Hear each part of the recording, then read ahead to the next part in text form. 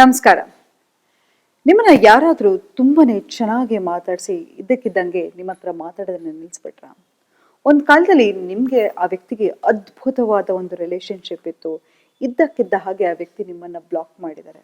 ಏನು ಹೇಳ್ದೆ ಕೇಳ್ದೆ ಬ್ಲಾಕ್ ಮಾಡಿರ್ತಾರೆ. ಅಥವಾ ಯಾವುದೋ ಒಂದು ನಿಮಗೆ ಟೈಮ್ ಕೊಡ್ತಾ ಇರಲ್ಲ. ಅಥವಾ ಮುಂಚೆ ಇದ್ದ ಹಾಗೆ ಒಂದು ಗುಡ್ ಮಾರ್ನಿಂಗ್ ಆಗಲಿ, ಗುಡ್ ಈವ್ನಿಂಗ್ ಆಗಲಿ, ಗುಡ್ ನೈಟ್ ಆಗಲಿ, ಪದೇ ಪದೇ ಕಾಲ್ಸ್ ಆಗಿರ್ಬೋದು, ಎಲ್ಲವೂ ಕ್ರಮೇಣ ಕಡಿಮೆ ಆಗಿದೆ. ಆದರೆ ನಿಮಗೆ ನೀವು ಪ್ರಶ್ನೆ ಮಾಡ್ಕೋತಿದ್ರೆ, ಯಾಕೆ ನಾನೇನು ತಪ್ಪು ಮಾಡಿದೆ, ಯಾಕೆ ನಮ್ಮಿಬ್ಬರು ಸಂಬಂಧ ಹಾಳಾಗೋಯ್ತು, ಮತ್ತೆ ಹೋಗಿ ಅವರನ್ನು ಬೇಲಾಡೋದು, ದಯವಿಟ್ಟು ನನಗೆ ಟೈಮ್ ಕೊಡು, ಪ್ರೀತಿ ಕೊಡು ಅಂತ ಈ ಕೆಲಸವನ್ನು ಮಾಡ್ತಾ ಇದ್ದೀರಾ? ಹಾಗಿದ್ರೆ ನಿಮ್ಮಲ್ಲಿ ಏನೋ ತಪ್ಪಿದೆಯಾ ಅಥವಾ ಆ ವ್ಯಕ್ತಿ ತಪ್ಪ ಅಂತಂದರೆ ಆ ವ್ಯಕ್ತಿಗೆ ತಪ್ಪು. ಹೌದು, ನೋಡಿ, ಇದನ್ನ ಏನಂತಾರೆ ಅಂತ ಹೇಳಿದ್ರೆ ಸೈಕಾಲಜಿಲಿ ಲವ್ ಬಾಂಬಿಂಗ್ ಅಂತಾನೆ ಕರಿತೀವಿ. ಏನಂತ ಹೇಳಿದ್ರೆ ಇದ್ದಕ್ಕಿದ್ದ ಹಾಗೆ ಒಂದು ಆ ಪ್ರೀತಿ, ಆ ಕಂಫರ್ಟ್ ಝೋನ್ ತುಂಬಾನೇ ಮಾತಾಡ್ಬಿಡೋದು, ಚೆನ್ನಾಗಿ ಮಾತಾಡೋದು, ಇದ್ದಕ್ಕಿದ್ದ ಹಾಗೆ ವಿಡ್ರಾಲ್ ಮಾಡೋದು. ಇದು ಹೇಗಪ್ಪ ಅಂತ ಹೇಳಿದ್ರೆ ನಮಗೆ ಗೊತ್ತಿಲ್ಲದ ಹಾಗೆ ನಮಗೆ ಒಂದು ಅಡಿಕ್ಷನ್ ಅಥವಾ ಗ್ಯಾಂಬಲಿಂಗ್ ತರ ಆಗೋಗುತ್ತೆ. ಯಾಕಂತ ಹೇಳಿದ್ರೆ ಆ ವ್ಯಕ್ತಿ ನಮಗೆ ಅಟೆನ್ಷನ್ ಕೊಟ್ಟಾಗ ನನ್ ಗೆದ್ದೆ ಅಂತ ಅನ್ಸುತ್ತೆ. ಯಾವಾಗ ಅವರು ವಿಡ್ರಾಲ್ ಮಾಡಿದಾಗ ತಿರ್ಗಾ ಮತ್ತೆ ಅವ್ರ ಹತ್ರ ಆ ಅಟೆನ್ಷನ್ ಗೆಲ್ಲಿಕೆ ಅಥವಾ ಆ ಪ್ರೀತಿಯನ್ನ ಗೆಲ್ಲಿಕ್ಕೆ ಏನ್ ಮಾಡ್ಬೇಕು, ಸದಾ ಇದೊಂದು ಅಬ್ಸೆಷನ್ ಆಗಿ ತಿರುಗ್ಬಿಡುತ್ತೆ. ಇದನ್ನ ನಾವೇನಂತ ಕರಿತೀವಿ ಅಂತ ಹೇಳಿದ್ರೆ ಲವ್ ಬಾಂಬಿಂಗ್ ಅಂತ. ಆದ್ರೆ ಇದರಿಂದಲ್ಲ ಹೇಗೆ ಆಚೆ ಬರೋದು, ಯಾಕೆ ಆ ವ್ಯಕ್ತಿ ಹೀಗೆ ಮಾಡ್ತಾ ಇದ್ದಾರೆ, ಅವರು ಮಾಡ್ತಾ ಇರೋದ್ರಿಂದ ನನ್ನ ಕಾನ್ಫಿಡೆನ್ಸ್ ಯಾಕೆ ಕುಗ್ತಾ ಇದೆ, ಇದರಿಂದ ಹೇಗಪ್ಪ ಆಚೆ ಬರೋದು ಅಂತ ಹೇಳಿದ್ರೆ ಇವತ್ತಿನ ಟಾಪಿಕ್ ಅಲ್ಲಿ ಅದ್ರ ಬಗ್ಗೆ ಮಾತಾಡ್ತಾ ಹೋಗೋಣ. ಮೊದಲನೇದಾಗಿ ನಿಮ್ದು ಏನು ತಪ್ಪಿಲ್ಲ. ನೋಡಿ, ಯಾರಿಗೇ ಆಗ್ಲಿ ನಮ್ಮ ವ್ಯಾಲ್ಯೂ ಅನ್ನ ನಾವು ತಿಳಿಸ್ಲಿಕ್ಕಾಗಲ್ಲ. ದಯವಿಟ್ಟು ನನ್ನನ್ನು ಅರ್ಥ ಮಾಡ್ಕೋ, ನನ್ನ ಪ್ರೀತಿ ಮಾಡು, ನಿನ್ಗೆ ಅರ್ಥ ಆಗಲ್ವಾ, ನಾನು ನೋಡೋಕೆ ಚೆನ್ನಾಗಿಲ್ವಾ, ನಾನು ಚೆನ್ನಾಗಿ ಅಡುಗೆ ಮಾಡಲ್ವಾ, ನಾನು ಚೆನ್ನಾಗಿಲ್ವಾ, ನಾನು ಚೆನ್ನಾಗಿ ಸಂಪಾದನೆ ಮಾಡಲ್ವಾ, ಹೀಗೆ ಎಲ್ಲವನ್ನೂ ಹೇಳಿದ್ರು ಕೂಡ ಯಾರಿಗೂ ನಮ್ಮ ಮೇಲೆ ಪ್ರೀತಿ ಆಗಲಿ, ನಮ್ಮ ವ್ಯಾಲ್ಯೂವನ್ನು ನಾವು ಮಾತಾಡಿ ತಿಳಿಸ್ಲಿಕ್ಕೆ ಸಾಧ್ಯ ಇಲ್ಲ. ಎದುರುಗಡೆ ಇರ್ತಕ್ಕಂತಹ ವ್ಯಕ್ತಿಗೆ ನಿಮ್ಮ ಬೆಲೆ ಅರ್ಥ ಆದಾಗ ಮಾತ್ರ ಆ ಸಂಬಂಧಕ್ಕೆ ಒಂದು ಅರ್ಥ ಇರುತ್ತೆ. ಯಾವತ್ತೂ ತಿಳ್ಕೊಳ್ಳಿ, ಪ್ರೀತಿಯನ್ನ ಯಾವತ್ತೂ ಬೇಡ್ಲಿಕ್ಕೆ ಹೋಗ್ಬೇಡಿ. ಯಾವಾಗ ನಾವು ಪ್ರೀತಿಯನ್ನ ಬೇಡ್ತಾ ಹೋಗ್ತೀವೋ ತುಂಬಾನೇ ಸಣ್ಣ ವ್ಯಕ್ತಿಯಾಗಿ ಕಾಣ್ತಾ ಹೋಗ್ತೀವಿ. ಆ ಪ್ರೀತಿ ಅಲ್ಲಿ ಎಲ್ಲಿ ಇರಲ್ವೋ ಅಲ್ಲಿ ನೀವು ಬೇಲಾಡಕ್ಕೆ ಹೋಗ್ಬೇಡಿ.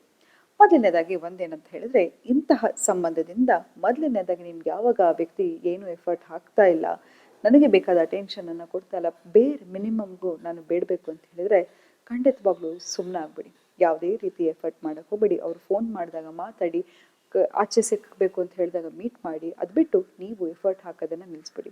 ನಿಮಗೆ ಫೋನ್ ಮಾಡಬೇಕು, ಏನಾಗ್ತಿದೆ ಅಂತ ಆಂಗ್ಸೈಟಿ ಆದರೆ ಕೈಗೊಂದು ರಬ್ಬರ್ ಬ್ಯಾಂಡನ್ನು ಕಟ್ಕೊಳ್ಳಿ. ಪ್ರತಿ ಸತಿ ನಿಮ್ಗೆ ಅವ್ರಿಗೆ ಫೋನ್ ಮಾಡಬೇಕು ಅಂತ ಹೇಳಿದಾಗ ನಿಮಗೆ ನೀವು ಆ ರಬ್ಬರ್ ಬ್ಯಾಂಡಲ್ಲಿ ಹೊಡ್ಕೊಳ್ಳಿ. ಯಾಕಂತ ಹೇಳಿದ್ರೆ ನಿಮಗೆ ಒಂದು ಅಟೆನ್ಷನ್ನ ಮೂಡಿಸ್ತಾ ಹೋಗುತ್ತೆ.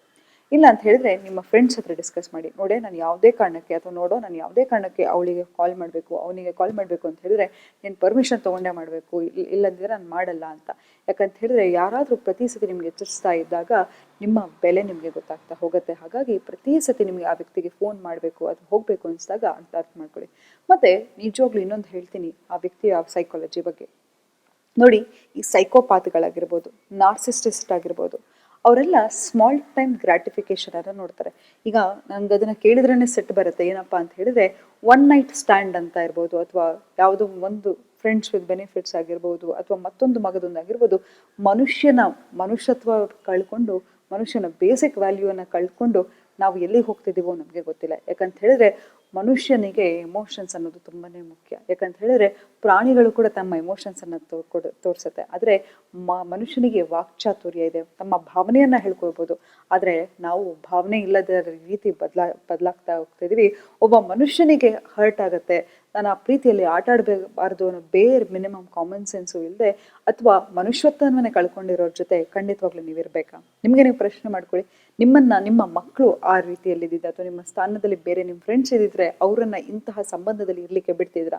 ಮತ್ತೆ ನಿಮ್ಮನ್ನ ನೀವು ಯಾಕೆ ಇಂಥ ಸಂಬಂಧದಲ್ಲಿ ಇಟ್ಕೋಬೇಕು ಅಂತೀರಾ? ಅಥವಾ ನಿಮ್ಮ ಎಲ್ಲೋ ಏನಾಗುತ್ತೆ ಅಂತ ಹೇಳಿದ್ರೆ, ಯಾವಾಗ ಆ ವ್ಯಕ್ತಿ ಮಾತಾಡಲ್ವೋ ನಿಮ್ಮ ಜೊತೆ, ಕಮ್ಯುನಿಕೇಶನ್ ಮಾಡಲ್ವೋ, ಆ ಗ್ಯಾಪ್ ಇಂದ ಒಂದು ಅಬ್ಸೆಷನ್ ಕ್ರಿಯೇಟ್ ಆಗ್ತಾ ಹೋಗುತ್ತೆ. ಏನಂತ ಹೇಳಿದ್ರೆ ಆ ಸಂಬಂಧ ಹೀಗಿರ್ಬೋದಿತ್ತು, ಹಾಗಿರ್ಬೋದಿತ್ತು, ನಾನು ಈ ವ್ಯಕ್ತಿ ಜೊತೆ ಹೀಗೆ ಇರ್ಬೋದಿತ್ತು, ಹಾಗಿರ್ಬೋದಿತ್ತು ಅಂತ ನೀವೇ ಕನ್ಸು ಕಾಣ್ತಾ ಹೋಗ್ತಿರ್ತೀರಾ ಹೊರತು ಆ ವ್ಯಕ್ತಿ ಹೇಗಿದಾರೋ ಅದನ್ನ ಅಕ್ಸೆಪ್ಟ್ ಮಾಡ್ತಾ ಹೋಗಲ್ಲ, ರಿಯಾಲಿಟಿಗೆ ಬರಲ್ಲ. ಹಾಗಾಗಿ ಒಳ ಅರ್ಥವನ್ನ ಅರ್ಥ ಮಾಡ್ಕೊಳ್ಳಿ. ಅವರಿಗೆ ಬೇಕಾಗಿರೋ ಒಂದು ಬೇಸಿಕ್ ಸೌಜನ್ಯತೆ ಇಲ್ಲ. ನೀವು ಹೇಗೆ ನನ್ನನ್ನು ಪ್ರೀತಿಸೋರ್ನ ಜೊತೆ ಹೇಗೆ ನಡ್ಸ್ಕೋಬೇಕು ಅನ್ನೋ ಬೇಸಿಕ್ ಬೇರೆ ಮಿನಿಮಮ್ ಕಾಮನ್ ಸೆನ್ಸ್ ಇಲ್ಲ ಅಂತ ಹೇಳಿದ್ರೆ ಅಂತ ವ್ಯಕ್ತಿಗೋಸ್ಕರ ನೀವು ಮೆಸೇಜಿಗಾಗಿ, ಕಾಲಿಗಾಗಿ ಅಥವಾ ಮೀಟಿಂಗಿಗಾಗಿ ಕಾಯೋದು ಅರ್ಥ ಇದೆಯಾ? ನಿಮ್ಮ ಬೆಲೆಯನ್ನ ತಿಳ್ಕೊಳ್ಳಿ, ನಿಮ್ಮ ಗೌರವವನ್ನು ತಿಳ್ಕೊಳ್ಳಿ, ನಿಮ್ಮ ಸೆಲ್ಫ್ ರೆಸ್ಪೆಕ್ಟಿಗಾಗಿ ಬದುಕಿ. ಇಂಥದ್ರಿಂದ ಆಚೆ ಬನ್ನಿ. ಯಾಕಂತ ಹೇಳಿದ್ರೆ ನಾನು ಹೇಳಿದೆ, ಓನ್ಲಿ ನಾರ್ಸಿಸ್ಟಸ್ ಅಥವಾ ಸೈಕೋಪಾತ್ಗಳು ಮಾತ್ರ ಇಂತಹ ಒಂದು ಸ್ಮಾಲ್ ಟರ್ಮ್ ಗ್ರಾಟಿಫಿಕೇಷನ್ನಿಗಾಗಿ ಒಳಗಾಗ್ತಾರೆ, ಇಂತಹ ಒಂದು ರಿಲೇಷನ್ಶಿಪ್ಗೆ ಒಳಗಾಗ್ತಾರೆ. ಅಂಥ ವ್ಯಕ್ತಿ ನಿಮಗೆ ಬೇಡ. ನಿಮಗೆ ಎಂಥವ್ರು ಬೇಕು ಅಂತ ಹೇಳಿದರೆ ಕಂಪ್ಲೀಟಾಗಿ ನಿಮಗೆ ಡಿವೋಟೆಡ್ ಆಗಿರಬೇಕು, ನಿಮ್ಮ ಭಾವನೆಯನ್ನು ಅರ್ಥ ಮಾಡ್ಕೋಬೇಕು, ನಿಮಗೆ ಪ್ರೀತಿ ಕೊಡಬೇಕು, ನಿಮಗೆ ಮರ್ಯಾದೆ ಕೊಡಬೇಕು, ನಿಮ್ಮನ್ನು ಅರ್ಥ ಮಾಡ್ಕೊಳ್ಳೋಂಥ ವ್ಯಕ್ತಿ ಜೊತೆ ಇದ್ದು ನಿಮ್ಮ ಒಂದು ಜೀವನವನ್ನು ನಡೆಸಬೇಕು. ಅದು ಬಿಟ್ಟು ಯಾವುದೋ ಒಂದು ಕ್ಷಣಿಕ ಸುಖಕ್ಕೆ, ಯಾವುದೋ ಒಂದು ಕ್ಷಣಿಕ ಅಬ್ಸೆಷನ್ನಿಗೆ ಇಂತಹ ರಿಲೇಷನ್ಶಿಪ್ಗೆ ಇಳಿಬೇಡಿ ಅಂತ ಹೇಳ್ತಾ ಇವತ್ತಿನ ಸಂಚಿಕೆಯನ್ನು ನಾನು ಮುಕ್ತಾಯಗೊಳಿಸ್ತಿದ್ದೀನಿ. ಧನ್ಯವಾದಗಳು.